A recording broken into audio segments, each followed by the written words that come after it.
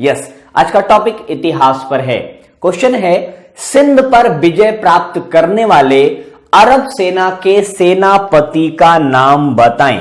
Yes, question है कि सिंध पर विजय प्राप्त करने वाले, सिंध ये जो है आपके भारत पर अरबों के आक्रमण की कहानी है। बेसिकली आपको अगर याद हो तो सिंध ही वो क्षेत्र रहा जहां से अरबों का आक्रमण शुरू हुआ, और ये आक्रमण जो पहला हुआ था वो हुआ था 712 ईस्वी में। कब हुआ था? 712 ईस्वी में। और जब ये आक्रमण हुआ उस समय सिंध का शासक था दाहिर।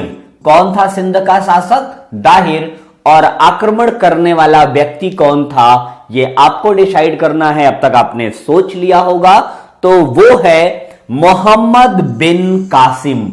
मोहम्मद बिन कासिम ने भारत पर पहली बार आक्रमण किया, यहीं से भारत में अरबों का आक्रमण शुरू हुआ। क्लियर?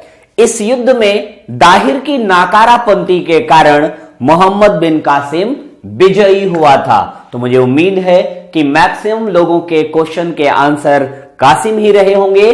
तो अब चलते हैं हम लोग अपने अगले सवाल पर, जो आज की परीक्षा का दूसरा सवाल होगा। सुल्तान महमूद कहां का शासक था?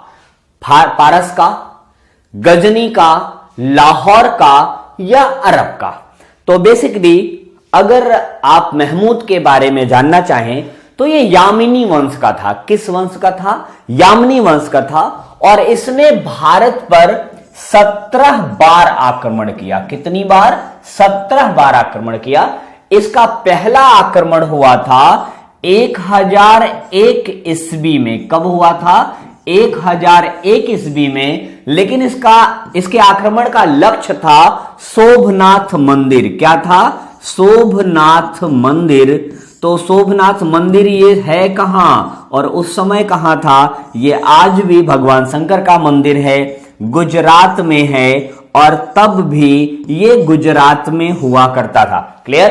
तो इसका टारगेट था, लेकिन इसका अंतिम आक्रमण हुआ था 1027 में। कब? 1027 में। तो 1001 से लेके 1027 के बीच में इसने 17 बार आक्रमण किया था सुल्तान महमूद ने। ठीक?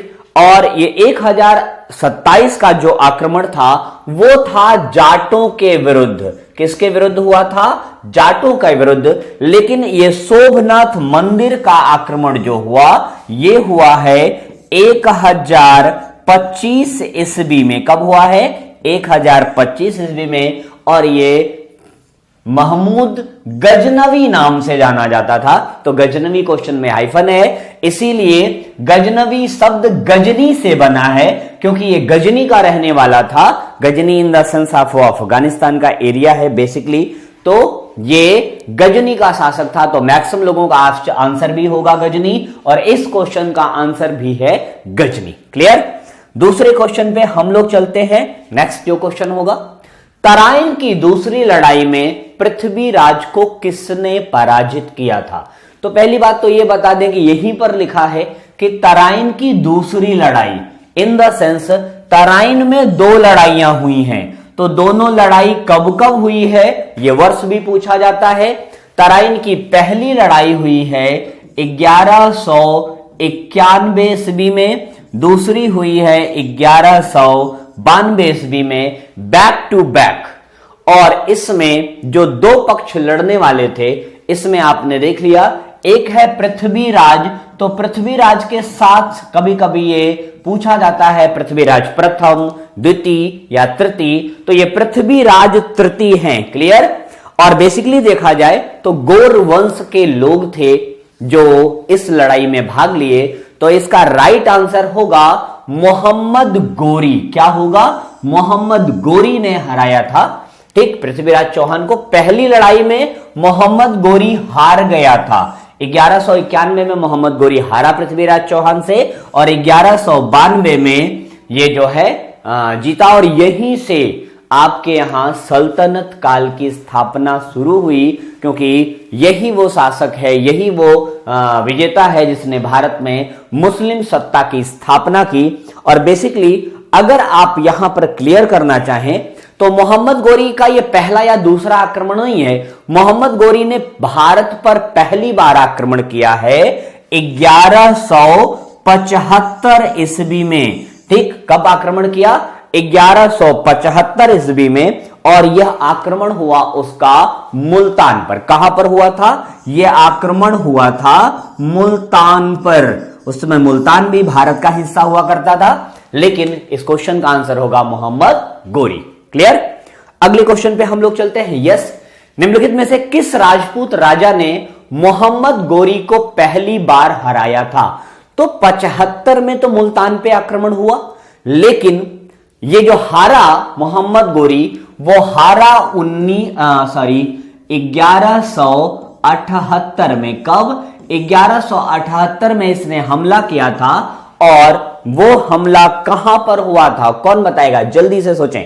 यस, बेसिकली ये हमला हुआ था, मूल राज भी नाम था उस शासक का, मूल राज नाम से भी जाना जाता था। और ये हमला हुआ था, मूलराज उस समय गुजरात का शासक था। तो उसका एक नाम मूलराज है, लेकिन इस क्वेश्चन के विकल्प में मूलराज नहीं है। तो यहां पर बघेल भीम लिखा हुआ है, ये इसी का नाम है। इसे भीम सेकंड नाम से भी जाना जाता था। तो पहली बार यहां पर हराया गया मोहम्मद गोरी किसके द्वारा? बघेल भीम या भीम सेकंड या मूलराज के द्वारा। और मूलराज गुजरात का शासक था। यह युद्ध हुआ था 1178 में। क्लियर? अगले सवाल पे, नेक्स्ट क्वेश्चन पे चलते हैं हम लोग। दिल्ली सुल्तान का शासन कब से प्रारंभ हुआ? दिल्ली सुल्तान नहीं, बल्कि यहां पर दिल्ली सल्तनत सही होगा। तो दिल्ली सुल्तान की जगह आप लोग भी इसे सल्तनत कह लें। दिल्ली सल्तनत का शासन कब से प्रारंभ हुआ? 1106, 1206, 1306 या 1406? तो दिल्ली सल्तनत की अगर बात करें, इसके शासन की बात करें, तो यहां पर मोहम्मद गोरी जो आता है वो 1192 में तो जीत लेता है, लेकिन यहां पर दिल्ली सल्तनत को स्टेबल करने की अगर बात की जाए तो वह शुरू होती है ऐबक के कार्यकाल से। किसके? ऐबक के कार्यकाल से। क्योंकि मोहम्मद गोरी 1206 में इसकी मृत्यु हो जाती है। और जब 1206 में मृत्यु होती है तो ऐबक उसके उत्तराधिकार के रूप में आता है। और ऐबक गुलाम वंश की स्थापना करता है 1206 ईस्वी से 1210 ईस्वी तक ये शासन करता है। उसके बाद इल्तुतमिश आएगा, तमाम और शासक आएंगे, रजिया आएंगी, तो आगे चीजें बढ़ती जाएंगी। लेकिन दिल्ली सल्तनत का शासन प्रारंभ हुआ 1206 और शासन करने वाला पहला व्यक्ति है कुतुबुद्दीन ऐबक। क्लियर? तो मैक्सिमम लोगों का आंसर भी 1206 ही था। ठीक? यस। निम्नलिखित में से किसने दिल्ली की सल्तनत पर राज नहीं किया था? तो दिल्ली की सल्तनत पर गुलाम वंश, सैयद वंश, खिलजी वंश या गोरी वंश? तो गुलाम वंश के बारे में तो मैं जहां तक समझता हूं कि ये 1206 से लेके 1290 तक, क्योंकि गुलाम वंश की नींव तो ऐबक ने डाल दी और ये 1290 तक शासन करते रहे। ठीक है? अब बात करिए सैयद वंश की। तो सैयद वंश का शासन भी हुआ भारत में, और वो शासन हुआ 1414 से। कब से? 1414 से शुरू हुआ और 1451 तक चला। कब तक? 1451 तक। अब एक बचा खिलजी वंश। तो खिलजी वंश ने भी भारत पर शासन किया है, दिल्ली सल्तनत का अंग वो भी रहा है। जलालुद्दीन फिरोज खिलजी ने खिलजी वंश की स्थापना की और वो 1290 से शुरू होता है। कब से? 1290 से शुरू होता है और जाता है कब तक? ये जाता है 1320 तक। तो 3 वंश तो हमें मिल गए, 3 विकल्प जो शासन में दिखाई दे रहे हैं। चौथा बचा सिर्फ गोरी, क्योंकि गोरी यहां आक्रमण जरूर किया था, शासन यहां नहीं किया। सल्तनत काल की स्थापना की गई ऐबक के द्वारा। क्लियर? गोरी यहां शासन का कार्य नहीं किया था, तो गोरी वंश का शासन यहां नहीं था। क्लियर? अगला क्वेश्चन, अजमेर में 2.5 दिन का झोपड़ा किसने बनवाया था? बेसिकली जो 2.5 दिन का झोपड़ा अजमेर में बनवाया गया, ये एक संस्कृत विद्यालय को गिरा करके बनाया गया। ठीक? तो पहली बात ये क्वेश्चन आता भी है, याद रखिएगा कि ये जो 2.5 दिन का झोपड़ा है ये पहले क्या था, ये पहले था संस्कृत विद्यालय। क्या था? संस्कृत विद्यालय था। और इसी विद्यालय को गिरा करके मिस्टर किसने? कुतुबुद्दीन ऐबक ने। किसने? कुतुबुद्दीन ऐबक ने क्या बनवा दिया? झोपड़ा। बिल्कुल ठीक। ये झोपड़ा कैसा था? ये 2.5 दिन में बन के तैयार हुआ था, इसलिए 2.5 दिन का झोपड़ा। ये झोपड़ा सब संबंधित है किससे? यह 2.5 दिन का झोपड़ा एक मस्जिद है। क्या है? 2.5 दिन का झोपड़ा एक मस्जिद के रूप में बनाई गई। ये रहा आपके अजमेर का 2.5 दिन का झोपड़ा। अजमेर बेसिकली है कहां? अजमेर बेसिकली है राजस्थान में। क्लियर? तो that is the right answer is Qutubuddin Aibak. इसका सही उत्तर होगा। अगले क्वेश्चन पे हम लोग बातचीत करते हैं। यस, ये रहा अगला सवाल। किस शताब्दी में दिल्ली का कुतुब मीनार बनवाया गया? भाई कई लोगों ने मेहनत की है इस कुतुब मीनार पे। बेसिकली ये कुतुब मीनार ये कुतुबुद्दीन ऐबक की स्मृति में नहीं बनवाया गया है, याद रखिएगा। कुतुब मीनार ये कुतुबुद्दीन ऐबक जिसको अपना श्रद्धेय मानता था, ख्वाजा कुतुबुद्दीन बख्तियार काकी, इनकी स्मृति में बनवाया गया। और इसकी शुरुआत हुई कुतुबुद्दीन ऐबक के कार्यकाल में।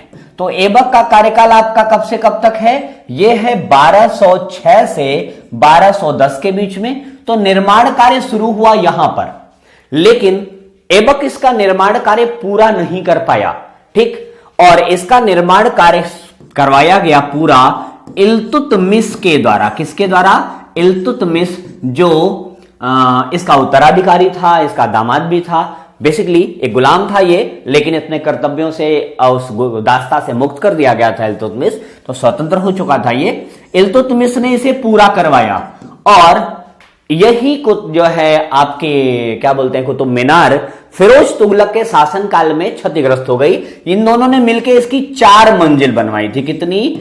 4 मंजिल बनवाई थी। और उन 4 मंजिलों में चौथी मंजिल क्षतिग्रस्त हुई। और क्षतिग्रस्त हुई थी किसके शासनकाल में? फिरोज तुगलक के शासनकाल में। तो फिरोज तुगलक के शासनकाल में जब ये क्षतिग्रस्त हुई तो उसने 2 मंजिलें एक साथ बनवाई, एक चौथी और दूसरी 5वीं। तो अब कुतुबुद्दीन ऐबक के द्वारा रखी गई नींव, जो कुतुब मीनार के रूप में जानी गई, ये बेसिकली 5 मंजिलों के बन के तैयार हुई। तो आपका इसमें जो ओरिजिनल सन आएगा, कौन सी शताब्दी आएगी? ये बन के तैयार हो गई थी 13वीं शताब्दी में। क्यों? क्योंकि यहां पर आप देख रहे हैं 1206 से बनना ये शुरू होगी। ठीक है, तो ये 13वीं शताब्दी इसका राइट आंसर होगा। अगले सवाल पे चलते हैं हम लोग, जो 9वां सवाल है इसका। दिल्ली के सुल्तान का पद संभालने से पहले बलबन किस सुल्तान का प्रधानमंत्री था? बलबन भी जो है गुलाम वंश का शासक रहा। तो बलबन बेसिकली था क्या? बलबन अपने जीवन काल में 20 वर्ष तक, कितने? 20 वर्ष तक क्या रहा ये? 20 वर्ष तक ये वजीर रहा, या वजीर को ही आप कह सकते हैं प्रधानमंत्री। तो 20 वर्ष तक ये प्रधानमंत्री के रूप में कार्य किया। लेकिन लास्ट टाइम ये 1266 में ये अपने शासक की मृत्यु के बाद सत्ता संभालता है। और इसका शासक है नसीरुद्दीन। तो नसीरुद्दीन की मृत्यु होती है कब? 1266 में। और तब जाके ये प्रधानमंत्री से शासक बनता है, सुल्तान बनता है। तो किसका प्रधानमंत्री रहा पद संभालने से पहले? सुल्तान बनने से पहले ये नसीरुद्दीन का क्या रहा? प्रधानमंत्री या वजीर। क्लियर?